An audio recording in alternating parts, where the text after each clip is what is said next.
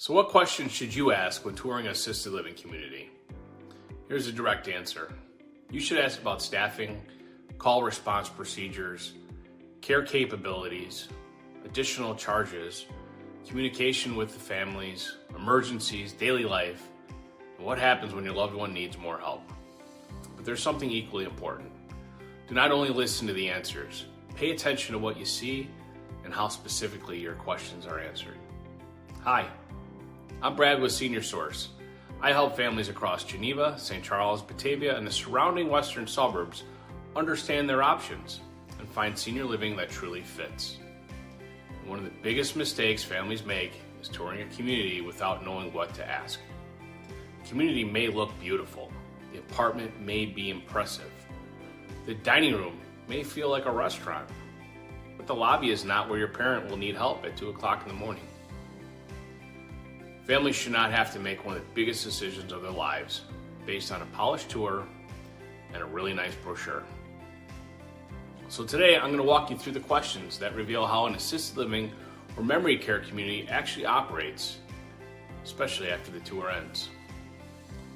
And before the tour, know what you are evaluating.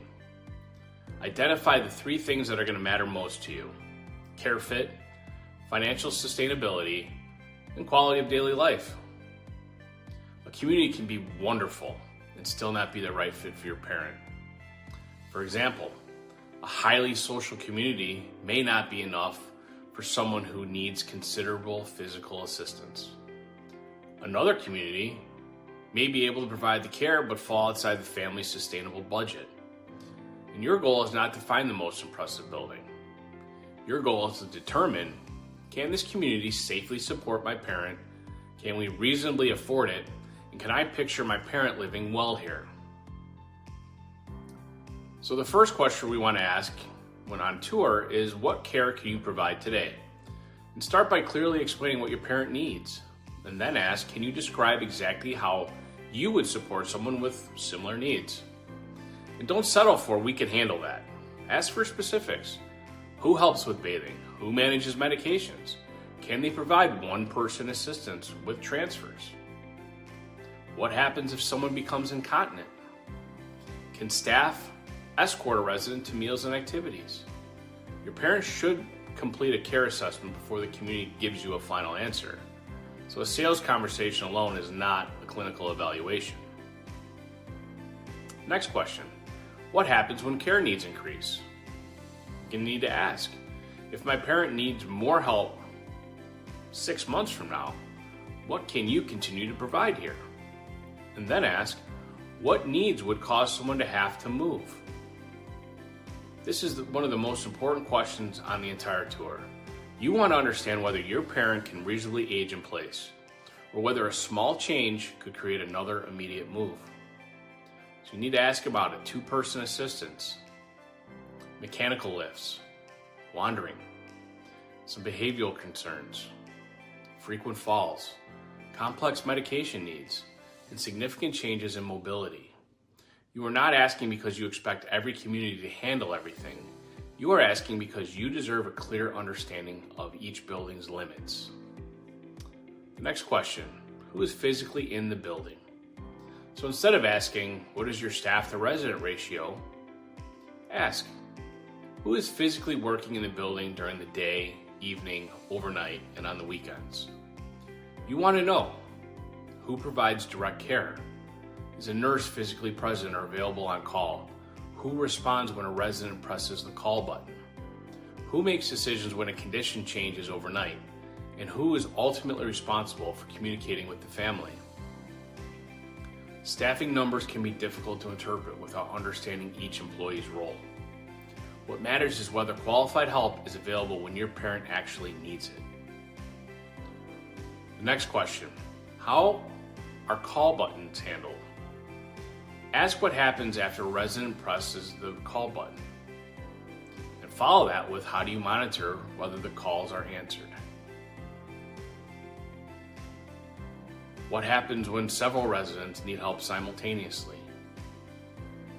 You're not looking for a perfect promise.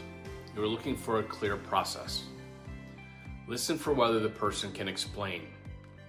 who receives the alert, how it is assigned, how unanswered calls are escalated, and whether response information is monitored by leadership. Next question. What does a monthly price actually include? And ask for a written explanation. You'll want to know the apartment rate or unit rate. Care costs. How are they charged? Are there medication management fees? Most communities have that. Are there community fees, move-in fees, transportation charges, personal care supplies, laundry, escort assistance, and any other recurring charges? And then ask how frequently are rates reviewed or increased? And what could cause the care charge to change? Do not leave with only a starting price. Ask for a reasonable estimate based on your parents' current needs. The question is not only can we afford the first month, it is can we sustain the likely cost over time? Next, how do you communicate with families? Who will be my primary contact after move-in? And then ask, what changes would cause you to call me? Would the community contact you after a fall, a medication refusal, a significant change in eating, a behavioral concern, a trip to the emergency room, or a noticeable cognitive decline? Also ask how care plan meetings work and how families' concerns are documented and followed up on.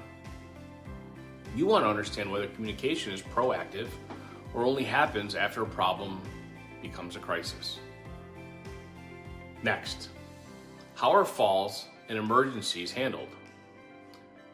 You may want to ask them to walk you through what happens after a resident falls. Who evaluates the resident? When is the family contacted?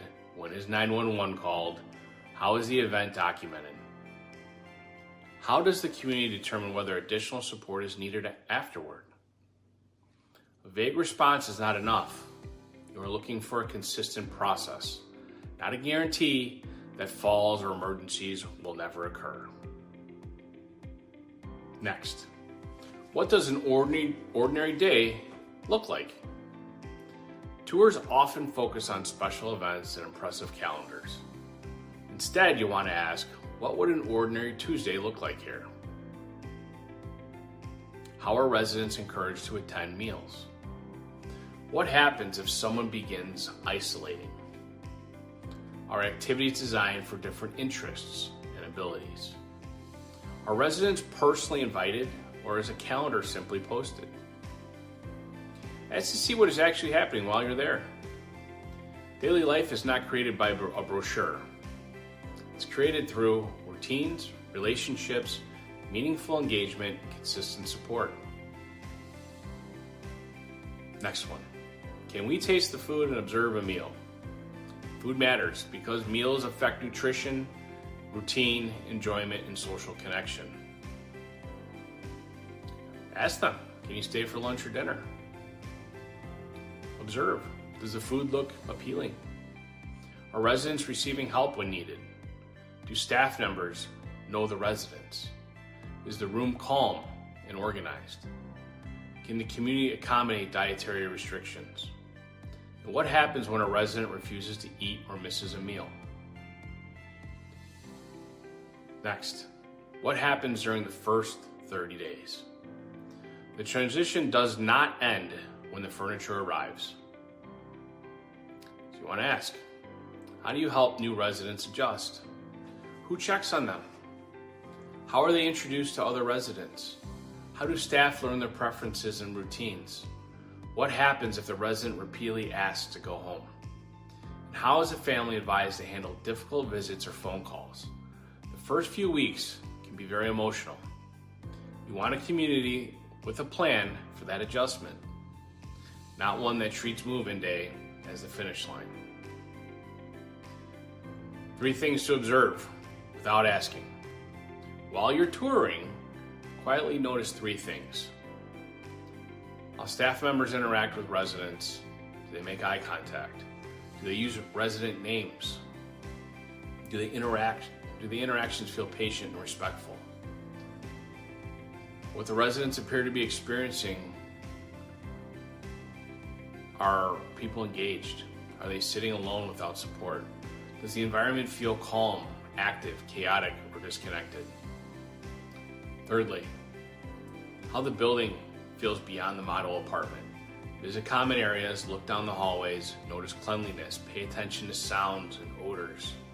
One unusual moment should not define an entire community, but patterns deserve attention. Here's some warning signs that you want to slow down. If your questions receive vague or rehearsed answers, the pricing cannot be clearly explained, the community promise it can handle every possible need, or you're pressured to sign immediately, or maybe the staff avoids discussing discharge criteria, the tour focuses almost entirely on decor, or you're discouraged from observing resident areas, or the answers from sales and care staff do not match. A red flag does not always mean that the community is bad. It means you just need more information before making a decision. And a final question to ask yourself: when the tour is over, did this community show me how it would support my parent, or did it mainly show me the building? The right decision is rarely based on one impressive feature. It is based on the complete picture. Safety, care, communication, cost, daily life, and whether the community can reliably support the person your parent is today. You don't need to tour 10 communities. You need to tour a small number of appropriate communities and ask better questions while you're there. If you need help identifying the right communities, preparing for tours, or comparing the answers afterwards, call or text me, 630-835-0355.